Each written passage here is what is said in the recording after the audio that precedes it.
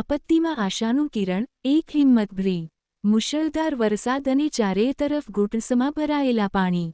કુદરતના પ્રકોપ સામે જ્યારે માણસ લાચાર બની જાય છે, ત્યારે માત્ર હિંમત અને એકબીજાને મદદ કરવાની ભાવના જ આપણને ઉગારે છે. એવો જ એક ભયાનક દિવસ એક પરિવાર માટે સામે આવ્યો. પૂર જેવા પાણીના ધસમસતા પ્રવાહ વચ્ચે એક ઘર ઘેરાઈ ગયું હતું. તે ઘરમાં એક સગર્ભા મહિલા, જેમના ગર્ભમાં 5 મહિનાનું બાળક હતું, અને તેમની સાસુ ફસાયેલા હતા. પાણીનું સ્તર સતત વધી રહ્યું હતું અને સ્થિતિ ક્ષણે ક્ષણે વધુ ગંભીર બની રહી હતી.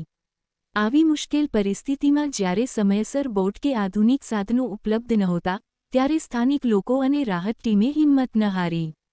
તેમને દેશી જુગાડ એટલે કે ઉપલબ્ધ સ્થાનિક ચીજવસ્તુઓ, જેમ કે પીપડા કે થર્મોકોલના તળિયા, નો ઉપયોગ કરીને એક મજબૂત તરાપો જહાજ જેવું બનાવ્યું.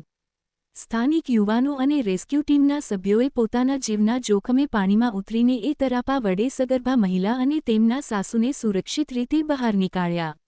ભલે બોટ નહોતી, પણ લોકોની દાનત અને મદદ કરવાની ભાવના બોટ કરતાં પણ વધુ મજબૂત હતી.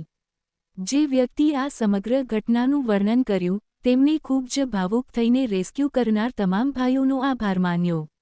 આ ઘટના સાબિત કરે છે કે જ્યારે માનવતા અને એકતા ભેગી થાય છે, ત્યારે ગમે તેવી મોટી આપત્તિ પણ હારી જાય છે.